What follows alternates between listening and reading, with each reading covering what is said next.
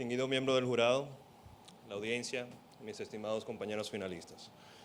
Me llamo Andrés Alma y yo sometí un ensayo de defensa basado en el caso de Johan Alexis Ortiz Hernández contra la República Bolivariana de Venezuela, que actualmente se está conociendo en la Corte Interamericana de Derechos Humanos.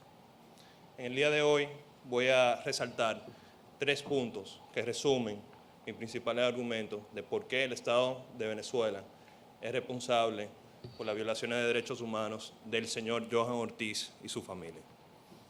Mi primer punto: las autoridades venezolanas hicieron caso omiso a las denuncias de torturas.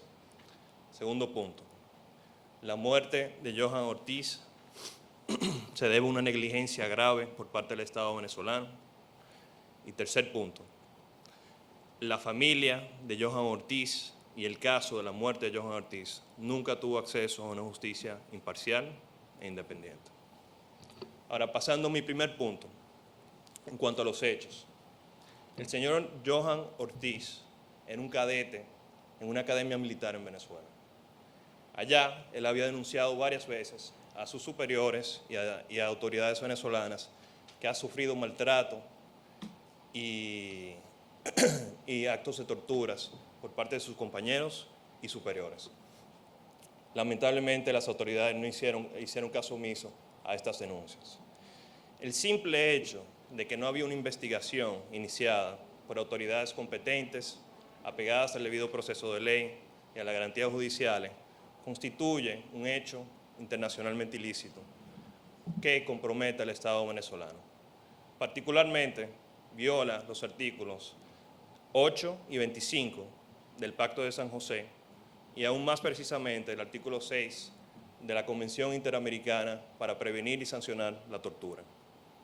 En cuanto a mi segundo punto, bajo las circunstancias como murió el señor Johan Ortiz, él estaba en un entrenamiento militar donde había una práctica con balas reales.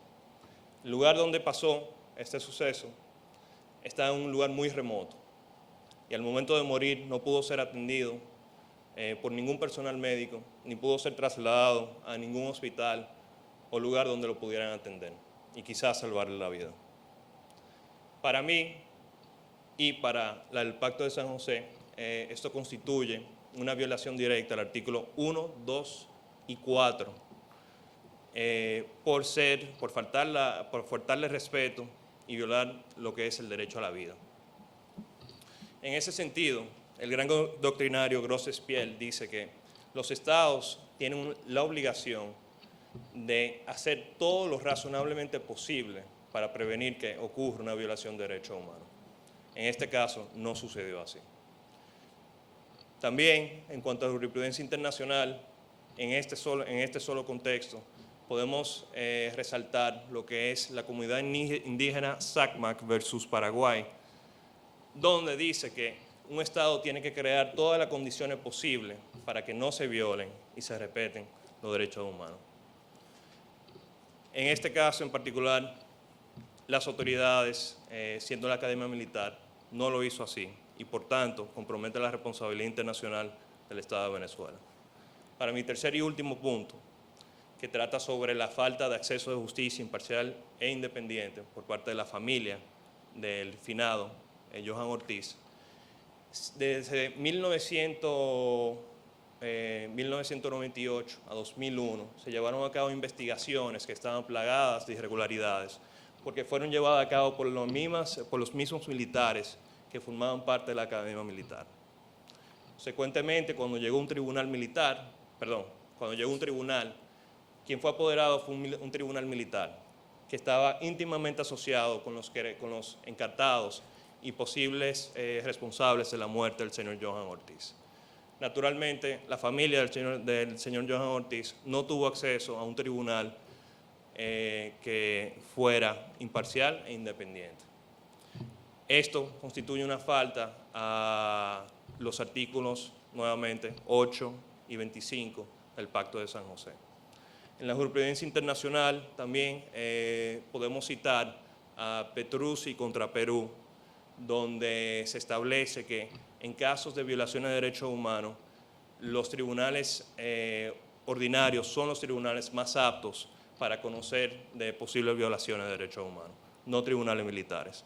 En este caso se resalta aún más porque trata de que los mismos militares estaban íntimamente ligados con los sucesos de la muerte del señor Johan Ortiz.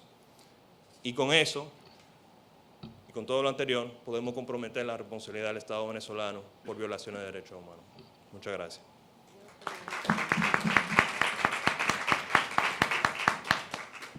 Bueno, ¿hay preguntas del jurado? Andrés, Sí. en tu ensayo, en las conclusiones tú estableces, el Estado, por tanto, el Estado venezolano es responsable de estas violaciones a derechos humanos. Correcto. Ahora bien, no propones ningún tipo de solución. Aprovecha que estás delante de la Corte y propon una solución o varias soluciones. Bueno, la solución que propongo es que básicamente se cumpla con las obligaciones que el Estado venezolano ya contrajo. Y eso lo podemos resaltar en el artículo 1.1 del Pacto San José, que básicamente establece que se respete los derechos humanos y que se garantice que los derechos humanos se puedan salvaguardar y se puedan cumplir plenamente sin miedo de que haya un incumplimiento por parte del Estado. Por tanto, lo que quiero decir es que se tome una medida adecuada para que eso no vuelva a ocurrir. ¿Alguna medida de reparación, quizás, que se te ocurra que sea posible aplicar? Yo creo que la principal medida de reparación es el derecho a la verdad que tiene la familia del finado Johan Ortiz, porque hasta el día de hoy se basa sobre un caso real. Hasta el día de hoy no se sabe bien qué fue lo que pasó.